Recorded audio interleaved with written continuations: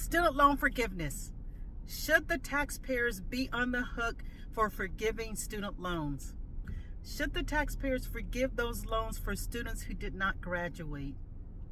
Should the taxpayers be responsible for irresponsibility on the part of the students who partied, who played, who used the money for fancy apartments off campus, car payments, exotic trips, spring break excursions, DoorDash, all of these other things that some students use with their student loan funding? Should the taxpayers be on the hook for that? This is a very divisive topic. I respect your opinion. Please chime in the chat. I love the dialogue with my tribe here, with my followers. I would love to hear your opinion. There are so many different opinions on whether or not the government should be on the hook for student loan forgiveness. The current administration has made some changes from what the previous administration promised. So this is a hot topic right now. That's why I'm discussing it. Along with student loan forgiveness, what about college? Is college even necessary? Is it important to have a college degree, a college education? For certain fields, necessary, required. For others, perhaps not. Are there alternatives to student loans? What is ROI, return on investment? Return on investment, is important in anything that you do, any major investment, a home, a car, a major appliance. You have to do your homework. You have to do your due diligence. What you're going to get in return for your financial investment, will it be worth it? Or will it be a waste of money? Not saying that a college education is a waste of money, but if you have a $100,000 student loan debt, but you didn't even graduate, so you can't even go into the field that you were going to school for, was that a good return on your investment? I would say no. Personally, again, we can agree to disagree. I personally would say ROI, return on investment. Do your research. There are alternatives to student loans, grants, scholarships, working, college work study, parental support, family support is always, welcome. Finding, alternatives to housing. If you're not on campus as you become, junior and senior year, get with some roommates if you want to live off campus. Don't try to live in a fancy apartment as if you're in the work world. You're still a student. Students sometimes get caught up in the life of this is what it looks like. You look at your parents, you want to live the life that your parents, but you don't know the struggles, the sacrifices. Your parents have, worked, 20, 30, 40 years to get to where they are. You don't wake up one day and be successful. It's a journey. It's a long journey for many people. So students sometimes get in that mindset. They get, spoiled, naturally so. Every generation should do better than the generation before them. Totally understandable.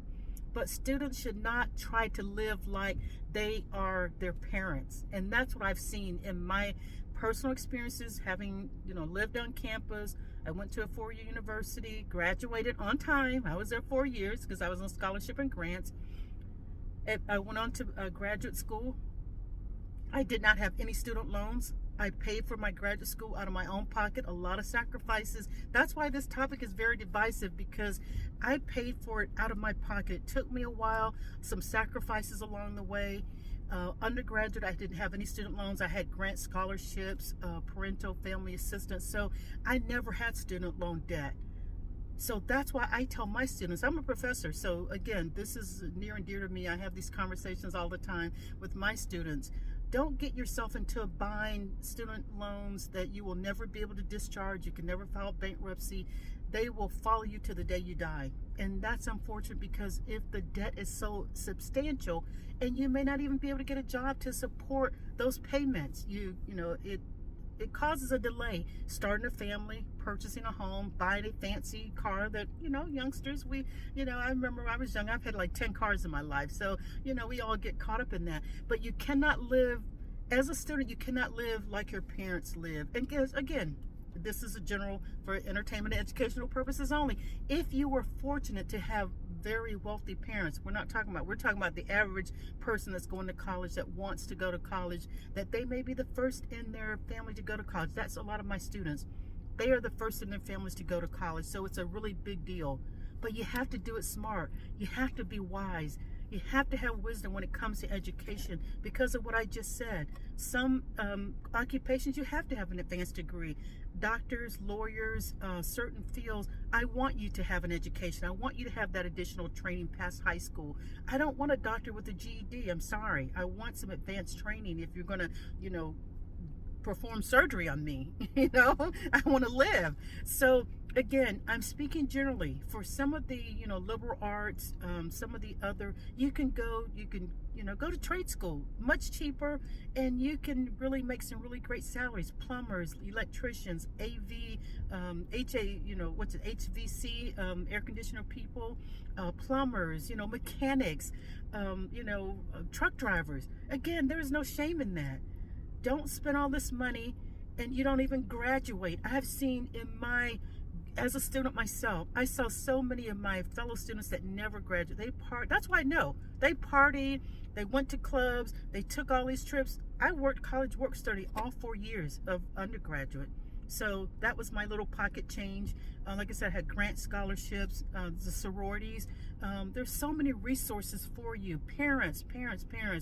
Don't let your kids talk you into getting all these student debts, all those, the loans that the parents have to sign for, because at the end of the day, you have to pay for that. Life is hard. You still have other children maybe that are in school that may want to go to college. Do your return on investment. Make sure it makes sense. Have your kid delay going to, a foreign university. Oh, it sounds great. Oh, I'm leaving home. I'm having a great time. But with that freedom comes responsibility.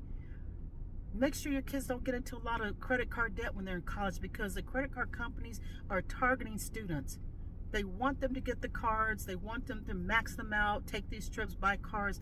Don't let your young students do that, because they will regret it. They're going to mess up their credit score many times because they're not responsible. They don't know what life is, paying bills, being responsible, credit scores. They're just leaving home for the first time in many cases. They're 18, 19 years old. We're talking about traditional students. Now it's a little different, online school and all that stuff. But I'm speaking generally. Again, this is for education and training purposes only. Parents, do your due diligence. Students, be mindful of that. Taxpayers, chime in. Taxpayers, chime in. What do you think? Do you think that the taxpayer should be on the hook for students who did not even graduate? Should there be a credit card forgiveness? Should there be mortgage forgiveness? Again, same principle. When we go and we use up our credit cards, we know what we're doing. We're signing on the dotted line. When we go buy a home, we should have known better. We should have done a better job. Again, student loans, education, all of this, the same principle, because you're investing, you're sacrificing. Is it worth it? So again, Professor VJ here. I welcome your comments. Please chime in. Again, we can agree to disagree. We will be respectful, but tell me your personal thoughts on whether the taxpayers should forgive, because we're all paying for that. It's not coming out of the sky. Trust and believe. Taxpayers are paying for the student loan forgiveness. Thank you. Have a great day.